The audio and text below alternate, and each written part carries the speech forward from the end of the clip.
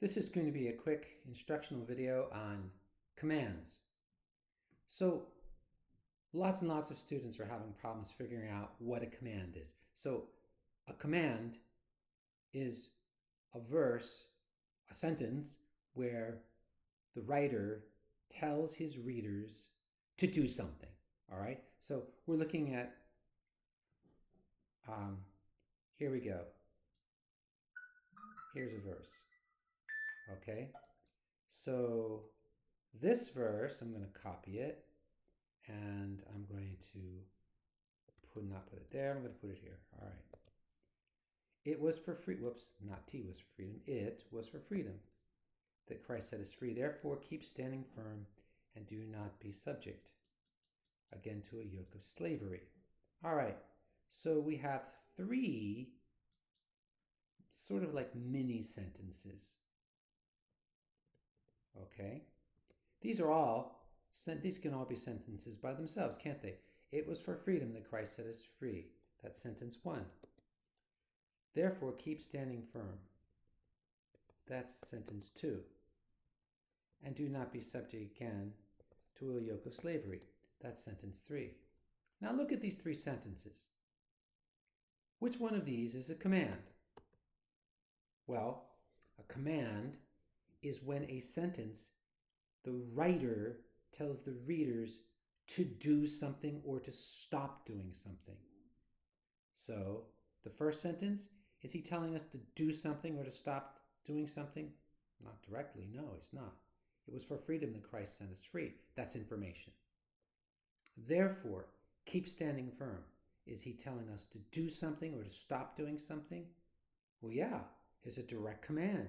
Keep standing firm. And notice, with a command in English, it doesn't have a subject. Who's the subject? Well, the person who's reading it is the subject. I am supposed to keep standing firm, but the subject isn't there. The word Bob Wetmore, it's not there. Or the word you Galatians, it's not there. It just says keep standing firm.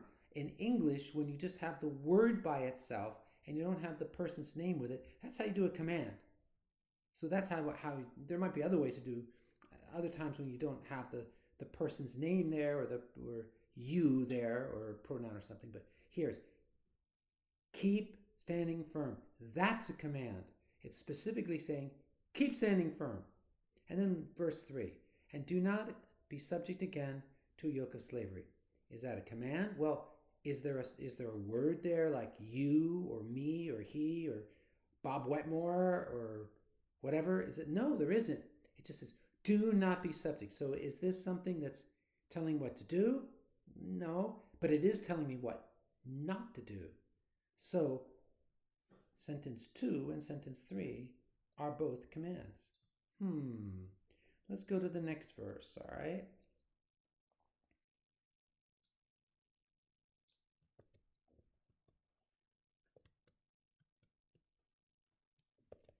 Behold, I, Paul, say to you that if you receive circumcision, Christ will be of no benefit to you. So he's kind of 2 sentences here. I say to you is the first sentence, but a part of that first sentence is Christ will be no benefit to you. So where's the command in this sentence? I, Paul, say to you. So Paul says, well, that's got there. If you receive, that's also got a subject there. Christ will be of no benefit to you. Well, it doesn't say be of no benefit to you. It says Christ will be. So that also has who's doing it. So first, Paul is saying, so Paul's doing it. And then, let's get that 1 in there, less confusing. And then, what's the next part? Oh, well, you are saying, you are receiving. Well, that's also got the person who's doing it. And then Christ will be of no benefit to you. That also has it. Christ will be no benefit. You receive. Behold, I, Paul, say. So none of those are commands. So verse 2, no commands. Now this is getting confusing, isn't it? All right, well, let's go to verse 3.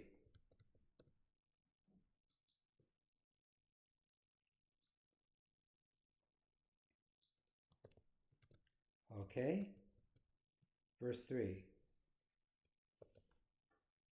I testify to every man who receives circumcision that he is under obligation to keep the whole law. All right? First, 1.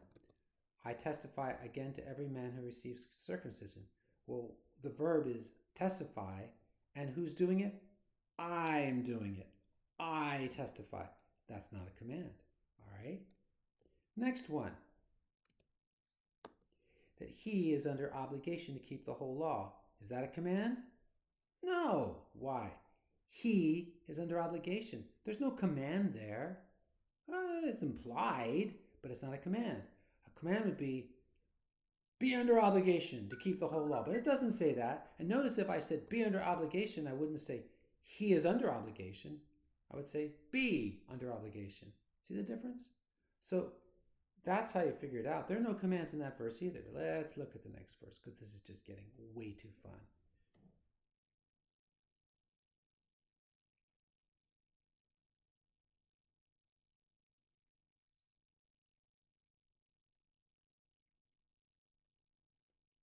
See, there are not that many commands running around. That's why students really mess this up. It's like, whoa, that doesn't work.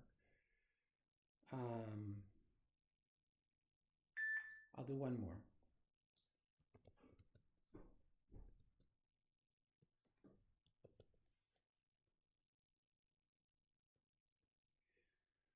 For we, through the Spirit by faith, are waiting for the hope of righteousness. Well, that's one sentence. And notice what it says. We are waiting. It can't be a command. It can't be a command because it says we are waiting.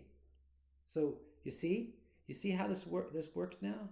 Now if it said wait for the hope of righteousness, it could even say you, Galatians, wait for the hope of righteousness.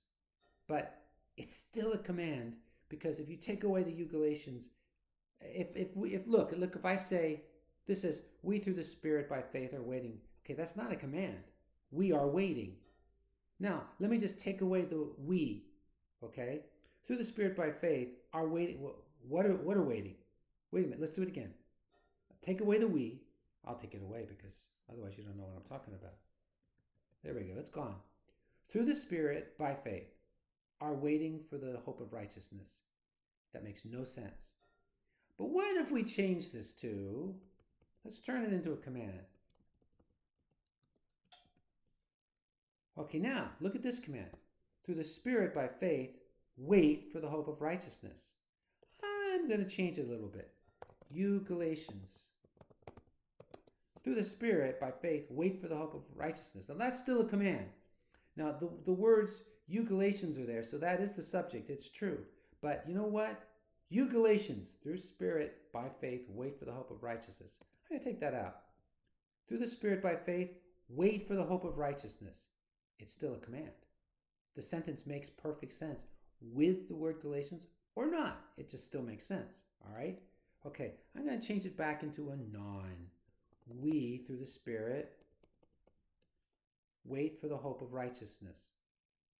We, through the Spirit, by faith, wait for the hope of righteousness. We wait. The wait doesn't make any sense as a statement without the we. So you see what we're doing then?